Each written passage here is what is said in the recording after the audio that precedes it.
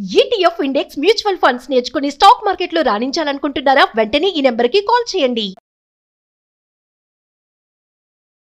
బహుళ చికురభారం బద్ధపించావతంసం చపల చపల నేత్రం చారు బింబాదరోష్టం మధుర మృదులహాసం మందరోదారలీలం మృగయతి నయనం మే ముగ్ధవేషం మురారే. భాగవత కథాసుధ 4వ భాగంలోకి వచ్చాం. అంటే ధనుర్మాసం 4వ రోజు. గోదాదేవి కృష్ణుడి లీలని తన చెల్లులకు చెప్తూ నిద్ర లేపుతూ రంగనాథుడి సేవకు వేళయింది రండి అని పిలుస్తుంది. మనం ఇప్పుడు కృష్ణ సేవలోకి వెళ్దాం. పూతనని తృణావర్తుడిని ఇద్దరిని బాలుని రూపంలో ఉన్న నారాయణమూర్తి సంహరించాడు. ఆ తర్వాత ఏం జరిగిందో చూద్దాం. ఒకరోజు యశోదాదేవి పిల్లవాడికి పాలిచ్చి ఒళ్ళో కూర్చోబెట్టుకుని చూస్తోందట పిల్లాడికేసి. తల్లులు పిల్లల అందాన్ని అలా పరిశీలిస్తారు. నా పిల్లడి కళ్ళు అచ్చు నాలాంటివే, వీడి ముక్కు వాళ్ళ నాన్నది, ఆ మూతి నాయనమ్మదో మేనత్తో ఇలా ఆలోచిస్తూ పిల్లల్ని కన్ను ముక్కు జుట్టు సవరిస్తూ చూసుకుంటూ ఉంటే అని ఆవలించాట చంటివాడు. ఈ నోరు తెరిచిన పిల్లాడికి ఆ లోపంలో నోట్లో ఆకాశము, నక్షత్రాలు, సూర్యుడు, చంద్రుడు, భూమి, సముద్రాలు, పర్వతాలు, నదులు, చరాచర సమస్త సృష్టి కనిపించిందట. ఆమె వణికిపోయింది. ఏమిటి పిల్లాడెంత, వాడి నోరెంత, అది ఏం కనపడుతుందో, ఆ కనపడేది ఏమిటో తెలియలేదు. కళ్ళు మూసుకుందట భయమేసి. భయపడుతూనే కళ్ళు తెరిచి చూస్తే ఏమీ లేదు. ఆవలించిన పిల్లాడు కళ్ళు మూసుకుని నిద్రపోతున్నాడు. ఈవిడ అనుకుంది, ఒక్క క్షణంలో భగవంతుడి అనుగ్రహం ఆమె మీద ఉన్న విష్ణుమాయ తొలగిపోయింది. అబ్బే, ఆ తొలగిపోవటం వల్ల ఆవిడకి అది కనపడింది. ఎప్పుడైతే ఈ కంగారు పడిందో మళ్ళీ ఆమెని మాయలోకి లాగేశాడు భగవంతుడు. నా పిల్లాడే, ఏమిటో నాకు అట్లా ఉండుండి అలా అనిపిస్తూ ఉంటుంది, అంతా నా భ్రమ అని అనుకుని సర్దుకుంది. తను నా పిల్లాడే, ఇదేవి నేను చూసింది ఏది నిజం కాదు, ఏదో భ్రమలో చూశాను, ఊరికే నాకే కన్ను కలిగింది అని అనుకుని సర్దేసుకుంది. తర్వాత ఏమైందట, కొద్ది రోజుల్లో గర్గుడు అనే మహాతపస్వి యాదవ వంశాలకి పురోహితుడు. అయితే ఈ గర్గ ఋషి వీళ్ళని చూడ్డానికి వచ్చాడు. వచ్చేసరికల్లా ఈయన నందుడు పరమానంద భరితుడే, ఆయన కూర్చోండి అని కూర్చోబెట్టుకున్నాడు. ఆయన చాలా పూజించాడు. భార్య పిల్లవాడు అందరితోటి ఆయన సేవించాడు. రోహిణీదేవిని తీసుకొచ్చి, మహర్షి, మీ వంటి వాళ్ళు మమ్మల్ని తరింపజేయడానికి మా ఇళ్ళకు వస్తారు, మీకు ఏ సేవ చేయమంటే అది చేస్తానన్నాడు. తర్వాత ఎలాగో మీరు వచ్చారు కాబట్టి మా యందు అపారమైన దయతోటి నా కుమారుడికి మా ఇంట్లోనే ఉంటున్నటువంటి వసుదేవుని కుమారుడు ఇద్దరికి నామకరణం చేసి ఆశీర్వదించండి అని అడిగాడు. ఈ గర్గుడు నవ్వాడట ఆయన. అయితే గర్గ సంహిత అని ఒక పుస్తకం ఉందండి, అందులో కూడా కృష్ణ గాథలు ఉన్నాయి. గర్గుల వారే రాసినవి కొన్ని కథలు. ఈసారి ఎప్పుడైనా వీలు వెంబడి చెప్పుకుందాం. అయితే ఈయన ఏమన్నాడంటే, నందా, నేను యాదవుల పురోహితుడని అందరికీ తెలుసు. నేను ఇక్కడికి వచ్చిన సంగతి నేను దాద్దామన్నా దాగదు. తర్వాత యాదవుల నివాసాలకి నేను ఎప్పుడు వెళ్తాను, అది నా కర్తవ్యం, ఏంటి వంశానికి పురోహితుడు కాబట్టి పెద్ద పట్టించుకోరు. కానీ ఇక్కడ నేను వేసే ప్రతి అడుగు, నేను చేసే ప్రతి పని కంసుడికి సమాచారం వెళ్తుంది. ఎవరెవరి ఇళ్లలో నేను ఎక్కువసేపు ఉన్నాను, ఎవరి పిల్లవాడిని నేనెంత పరిశీలించాను, ఎవరికి ఏ ధర్మకార్యాలు చెప్పాను అన్నీ తెలుస్తాయి. అప్పుడు అతను, ఎందుకంటే ఇతని తాలూకు గూఢచారులు అనేక రూపాలతో రాజ్యమంతా విస్తరించి ఉన్నారు. దేవకీదేవి 8వ గర్భంగా మగపిల్లాడే పుట్టాడని, ఆ పిల్లాడు ఎక్కడో రహస్యంగా పెరుగుతున్నాడని, అప్పుడు కనపడిన ఆడపిల్ల ఉందే అదేదో దైవ మాయ అని చాలా మంది అనుకుంటున్నారు. ఏముంది, నలుగురు 4 రకాలుగా మాట్లాడుకుంటారు. ఆ మాటలు కంసుడి వరకు చేరాయి. వాడు నమ్ముతున్నాడు కూడా. అది దైవమాయ, పిల్లాన్ని ఎక్కడో దాచేశారు విష్ణువు, లేదా దేవతలే దాచేశారు, వాళ్ళు నా శత్రువులని భావిస్తున్నాడు. నేను ఇక్కడికి వచ్చి నలుగురితో పాటు నిన్ను పలకరించి వెళ్ళానని అనుకున్నాడు అనుకో, అది నీకు క్షేమం, నీ పిల్లలకి క్షేమం. అలా కాకుండా నేను పనిమా అలా మీ ఇంటికి వచ్చి మీ ఇంట్లో ఉన్న పిల్లలకి, నేను నీ పిల్లలకే పోని ఏదేదో జాతకర్మాలు చేశానన్నా అని ఆయన తెలిసిందో, ఆ దుర్మార్గుడు ఈ పిల్లల్ని బతకనివ్వడు. ఇప్పటికి చాలామంది పసిబాలుని పొట్టన పెట్టుకున్నాడు. ఈ ఆలోచన మానేసేయమన్నాడు. అనేసరికల్లా ఈ నందుడు ఒప్పుకోలే. అయ్యా, ఎంత మాట, నేను ఎవ్వరికీ చెప్పను, అసలు బయటికి రానివ్వను, అట్టహాసంగా చెయ్యను. నీ అంతటి మహానుభావుడు మా పిల్లలకి పేరు పెట్టడమే మాకు గొప్ప నాయన, ఎవ్వరికీ చెప్పం, నేను నా భార్య అంతే. మూడో మనిషికి, మూడో కంటికి తెలియనివ్వం.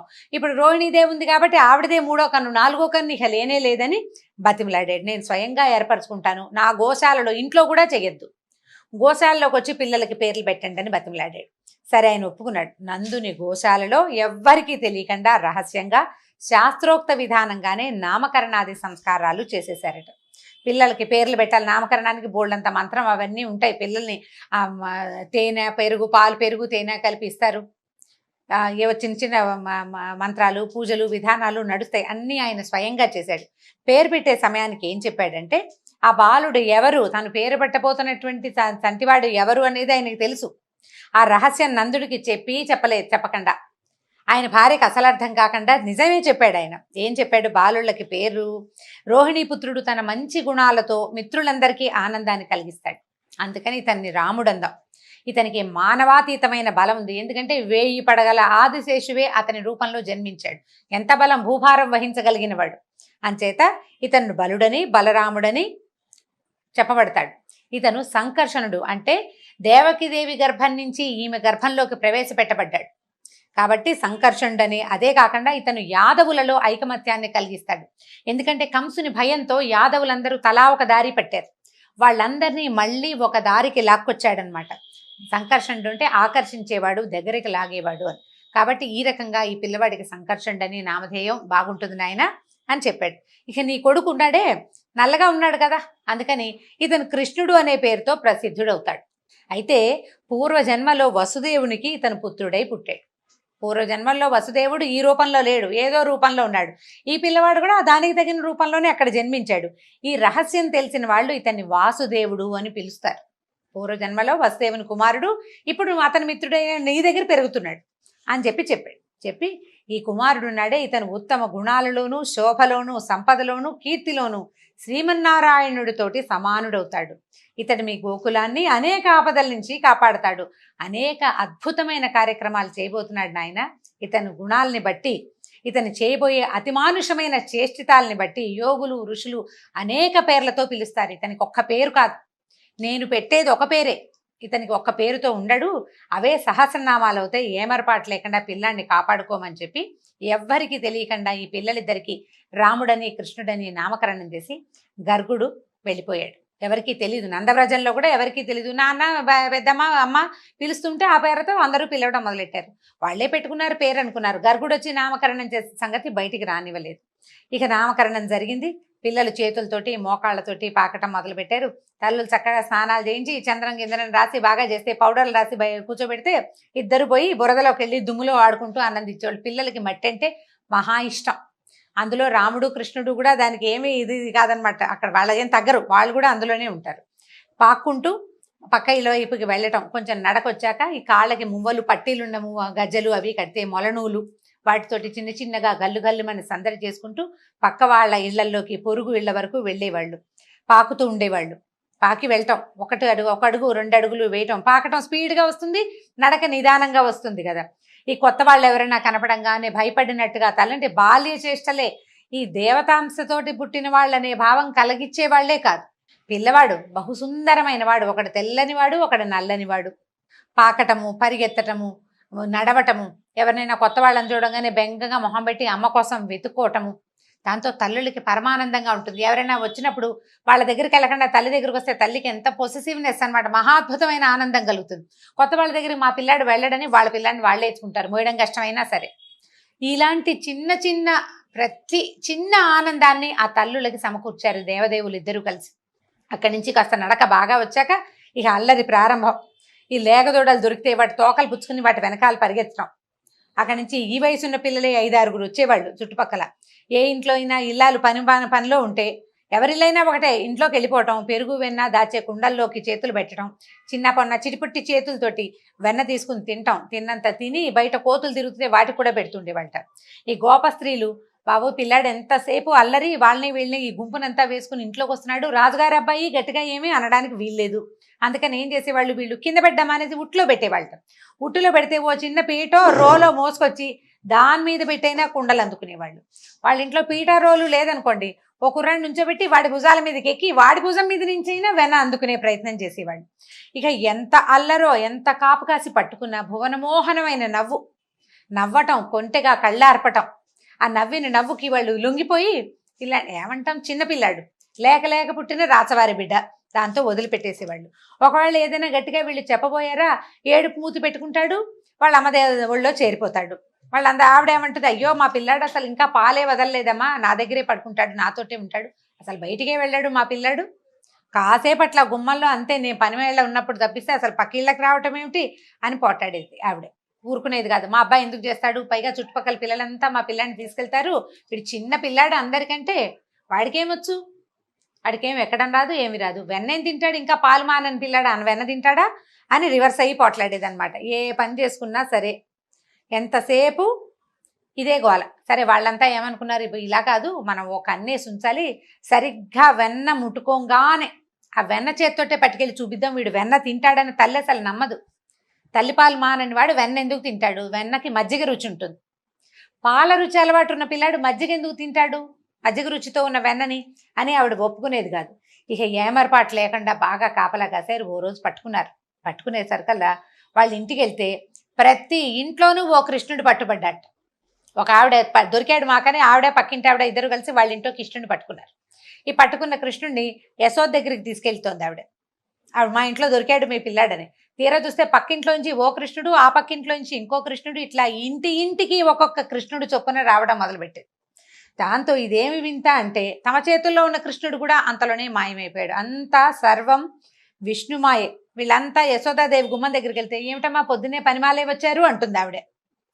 చూపించడానికి చేతిలో పిల్లాడేడి, విష్ణుమాయకి లొంగిపోయారనమాట వీళ్ళు. తర్వాత ఇలా జరుగుతూ ఉండేది ప్రతి వాళ్ళకి. ఆ పిల్లవాడు మన ఇంటికి రావాలనే ఉండేది. వాడిని ఎంత భరించలేరో అంత కావాలి, ఎంత భరించలేరో అంత చూడకుండా ఉండలేని స్థితిలోకి వచ్చేసింది. మొత్తం నందవ్రజం అంతా ప్రతి ఇంట్లోనూ కృష్ణుడు కంట పడకపోతే తోచని క్షణాలు వచ్చేసినాయి వాళ్ళకి. ఏమయ్యాడు, ఫలానా చోట ఉన్నాడు అంటే సిమితం, వాడు ఎక్కడున్నాడో తెలియలేదా అంటే భయం అనమాట. పిల్లాడు ఏమైపోయాడని అందరూ తల్లితో పాటు మిగిలిన ఇలా అమ్మాయిలు కూడా వెతుక్కుంటూ పోయేవాళ్ళు కృష్ణుడి కోసం. అయితే ఒకసారి ఏమైందట, గోపబాలురంతా ఆడుకుంటున్నారు. బలరాముడు మళ్ళీ కొందరు వచ్చి పరిగెత్తుకుంటూ వచ్చి, అమ్మ ఇంకేముంది, కృష్ణుడు మన్ని తినేస్తున్నాడు, గుప్పెళ్ళు ఎత్తి నోట్లో పోసుకుంటాడమ్మా మట్టి అనేసరికల్లా గభాలను పరిగెత్తుకుంటూ వెళ్ళింది ఆవిడ. పరిగెత్తుకు వెళ్ళటం ఏమిటి, టక్కిని చేయి పట్టుకుంది. భయంగా చూశాడు. ఏమిటి నువ్వు మట్టు తింటున్నావా అని కేకలేసింది. కేకలేసరికల్లా నేనెందుకు తింటాను మట్టి, అయినా నేనేమిటి, ఈ బ్రహ్మాండం అంతా నాలోనే ఉందని మనకు చెప్తున్నాడు అనమాట. నా మాట నమ్మకపోతే ఎదురుకుండా ఇప్పుడు వాళ్ళు అబద్ధం చెప్తున్నారు, ఆడుకుంటుంటే ఓర్చుకోలేక అన్నయ్య అందరూ అబద్ధం చెప్తున్నారు, నా నోరు చూడు కావాలంటే నువ్వని చెప్పేసి నోరు తెరిచి చూపించాడు. నోట్లో చూడొద్దు, నోట్లో ఏముందో, పిల్లలు నోట్లో ఏదైనా పెట్టుకుంటే నోరు తెరిచి చూపించారు. నోరు తెరువంటే ఇక ససేమిరా నోట్లో ఉన్నది మింగేసేదాకా మన కంటికే కనపడదు. ఈయన మాత్రం నోరు తెరిచి వాళ్ళ అమ్మకి చూపించబోయాడు. ఈ నోరు తెరిచేసరికల్లా ఎట్లా ఉంది, నోటిలో ఆకాశము, నక్షత్ర మండలము, చంద్రుడు, దిక్కులు, ఇంద్రాది దేవతలు, బ్రహ్మ, తత్వరజస్తమో గుణాలు, పంచ తన్మాత్రలు, భూగోళాన్ని, దాని చుట్టూతా ఉండే వాయుగోళం, 14 లోకాలు సముద్రాలతో సహా నోట్లో కనపడుతోంది. ఆవిడ నిర్ఘాంతపోయింది. పైగా ఆ చూస్తున్న ఆవిడకి తన నందవ్రజము, గోకులము, అందులో ఉన్న గోపస్త్రీలు, గోవులు, గోపాలురు అందరూ, ఆఖరికి బలరాముడు తను కూడా ఆ నోట్లోనే కనపడుతున్నారు. ఆ నోరు తెచ్చుకుని చూస్తూ ఉండిపోయింది. క్షణంలో ఆవిడకి ఏమైంది, కలయో వైష్ణవమాయో అంటారు పోతన గారు. ఇదేమిటి, వీడు నోరెంత, చంటి పిల్లవాడు 4-5 ఏళ్లవాడు, వాడి ముఖం ఎంత, అందులో నోరెంత, ఆ నోట్లో ఈ అజాండమంతా కనిపించడం ఏంటి, ప్రపంచమంతా అని నిర్ఘాంతపోయింది. అసలు నేను యశోదాదేవిని కానా, వీడు నా కొడుకు కాదా, ఏమిటి ఇదేని ఎంత అయిపోయిందో, కలయో వైష్ణవమాయ ఉంది, ఇదేమిటి. ఆవిడికి విష్ణుమాయ మీద అవగాహన ఉంది కొంత, ఈ కనపడుతున్న బ్రహ్మాండాన్ని దాన్ని నిశ్చయించలేకపోయిందనమాట. ఒక్క క్షణం ఆవిడకి బుద్ధికి తెలిసిపోయిందనమాట. ఈ ఏదైనా సరే విశ్వాత్మకుడైన శ్రీహరి యొక్క విశ్వరూపాన్ని స్పష్టంగా తెలుసుకోగలిగాను. ఈ పిల్లాడికి ఏదైనా జన్మతోటే యోగసిద్ధి ఉండుండొచ్చు. వాడు పాలు దాగి ఒక రాక్షసుని చంపేశాడు, కాలుతో తన్ని ఒక బండిని పడగొట్టాడు, గాలితో పైకి వెళ్ళి గాలితోటి కిందకు వచ్చేసాడు. అంటే ఈ పిల్లవాడి యోగ సిద్ధి ఉంది, వీడే విష్ణువేమోనని అనిపించటం లేదు ఇంకా ఆవిడికి. కానీ విశ్వాత్మని తను చూడగలిగానని మాత్రం అర్థమైంది. ఈ పిల్లాడు నా పుత్రుడని, వీడు నా నందుడు నా భర్తని, గోకులానికి ప్రభువని, నేను రాణిని, నేను ఎంతో భ్రమలో ఉన్నాను, కానీ ఈ ప్రపంచమంతా పరమాత్మేనని, అదంతా ఆయిందేనని నేను తెలుసుకోలేకపోయానే అని ఆవిడ అసలు ఒక్క క్షణం ఆమెకేమీ అర్థం కాలేదు. ఎంత అత్యద్భుతమైన పద్యం రాశారో, మామూలు పద్యం కాదండి. అసలు ఆ పద్యం చదువుతున్నప్పుడల్లా ఎంత ఎక్సైటింగ్గా ఉంటుందంటే రోమాంచితంగా ఉంటుంది. విందాం చూడండి. కలయో వైష్ణవమాయయో ఇతర సంకల్పార్థమో సత్యమో తలపన్ నేరకయున్నదాననో యశోదాదేవిగానో పరస్థలమో బాలకుడెంత ఈతని ముఖస్థం వై అజాండంబు ప్రజ్వలమయుండుటకేమి హేతువో మహాశ్చర్యంబు చింతింపగన్ అని ఆశ్చర్యపోతుంది. ఏమిటిది అని ఆశ్చర్యపోయి క్షణంలో ఆమెకి పరమార్థ జ్ఞానం కలిగించేశాడు తల్లికి. అంతవరకు పరమాత్మ అనుకుని ఎవరికి దండం పెట్టిందో ఒక్క క్షణంలో కన్ను మలిపేసరికల్లా తన పసిపిల్లవాడు ఆవిడ కనపడ్డాడు. ఈ బుద్ధి తెలిసిపోయింది ఆవిడికి. ఎప్పుడైతే ఈ భగవంత జ్ఞానం ఇది నేను ఇది గాను అది ఇది ఇది ఇది అని అనుకున్న తర్వాత కన్ను మూతబడి లేచేసరికల్లా ఒక్క రెప్ప పాటులో ఆమెకు పరమార్థ జ్ఞానం కలిగి మరల విష్ణుమాయ కమ్మేసింది. తన చిన్న కొడుకు నోరు తెరిచి ఆ అని చూపిస్తున్న చిన్నవాడే కనిపించాడు ఆవిడికి. తల్లి ప్రేమ తప్పిస్తే ఇంకేం లేదు. పిల్లాడిని కావలించుకుంది.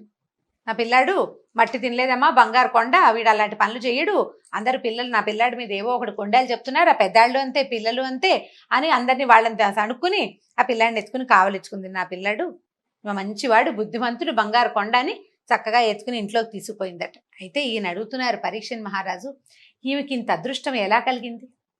ఏం చేసింది ఈవిడ కనలేదు. ఈ పిల్లాడిని కన్నది దేవకీదేవి. ఆవిడకి చెప్పాడు, 3 జన్మలు నువ్వు అడిగిన వారం ప్రకారం నువ్వు 3 సార్లు నీకు జన్మించానని నారాయణమూర్తి స్వయంగా సెలవిచ్చాడు. యశోదాదేవి ఏ పుణ్యం చేసి భగవంతుడికి పాలిచ్చి పెంచి తల్లి బిడ్డకి అంత అపురూపమైన మాతా శిశువుల మధ్యలో ఉండవలసిన ఆ అపురూపమైన ఆనందాన్ని ఆమెకి ఎందుకు దొరికిచ్చాడు? ఏం చేసింది ఆవిడ అని అడిగితే శుకులు చెప్తున్నారు, నందుడు పూర్వజన్మలో ద్రోణుడనే వసువులలో బహుశ్రేష్ఠుడట. అంటే ఒక దేవత అనమాట. అతని భార్య ధర. వాళ్ళిద్దరూ బ్రహ్మను గూర్చి తీవ్రమైన తపస్సు చేశారట. అయితే వాళ్ళు ఏమడిగారంటే, దేవా, ఏ శాస్త్రజ్ఞానం లేకపోయినా వేదాంతాలు అనేవి ఉన్నాయని తెలియకపోయినా జగత్ప్రభువైన విష్ణువు పట్ల నిష్కామ భక్తి కలిగి ఉంటే మానవుడు జనన మరణ వలయాన్ని ఛేదిస్తున్నాడు, నరకవాసలోక నుంచి సునాయాసంగా తప్పించుకుంటున్నాడు. అది భూలోకవాసుల భాగ్యం. దేవతలకు ఆ భాగ్యం లేదు. మనం దేవతలు గొప్ప అనుకుంటాం, వాళ్ళు మనకి వరాలు ఇస్తారు. కానీ మనకి లభించే సౌభాగ్యం, మానవులకి లభించే భాగ్యం దేవతలకి లేదు. దేవతలందరికీ మానవులంటే మహా అసూయట. ఆ విషయంలో మేం కూడా భూలోకంలో జన్మించాలని, ఏకాంత భక్తితో అంటే అనన్య భక్తితోటి జగన్నాథుడిని సేవించాలని కోరుకుంటున్నాము. ఆ కోరిక తీరాలని వరం ఇవ్వమని బ్రహ్మని వరం అడిగారట. భార్యాభర్త ఇద్దరికి ఏకబుద్ధి కలిగి ఉండటం ఎంత గొప్ప విశేషం అండి. భార్యాభర్తలు చెరుకో రకమైనగాను ఉంటారు, చెరో చోటు నుంచి వస్తారు, ఏవో కొన్ని భావాలు కలుస్తాయి, అన్ని భావాలు కలవు. ఇలాగ తదేక భక్తి తత్పరత ఉండటం చాలా విశేషమైన సంగతి. వీళ్ళిద్దరూ ఈ వరం అడిగితే తథాస్తన్నాడట. ఆ ద్రోణుడే భూలోకంలో నందుడుగా జన్మించాడు.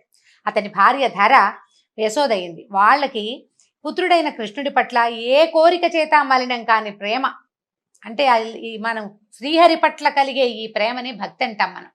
వాళ్ళకి ఆ భక్తి కలిగింది. గోకులంలో ఉన్న గోపాలుడికి గోపస్త్రీలకి సహజంగానే స్వామి మీద ప్రేమ కలిగింది. లోకేశ్వరుడైన విష్ణువు తన కుమారుడైన బ్రహ్మ ఇచ్చిన వరం నిజం చేయటానికి బాల్యమంతా గోకులంలో ఉండి నంద యశోదలకి తనని ప్రేమించి సేవించే భాగ్యం కలిగించాడు. అయితే చూడండి, దేవకీ వసుదేవులు తమ విష్ణువుని తమకు కుమారుడుగా పుట్టమని మాత్రమే కోరారు. కృష్ణావతారంలో ఆయన ఆ కోరిక తీర్చాడు వాళ్ళకి. అదే అవతారంలో నంద యశోదలకు కోరిక కూడా తీర్చవలసి వచ్చింది. అంచేత వాళ్ళకి తనని ప్రేమించి సేవించే అవకాశాన్ని, పాలిచ్చి పెంచి పోషించే అవకాశాన్ని భక్తులకి కల్పించాడు భగవంతుడు. ఈ విషయాన్ని శుకులు మన పరీక్షణ్ మహారాజుకు తెలియజేశారు. ఈ తర్వాత మరిన్ని కృష్ణలీలల్ని వచ్చే భాగంలో తెలుసుకుందాం. నమస్కారం.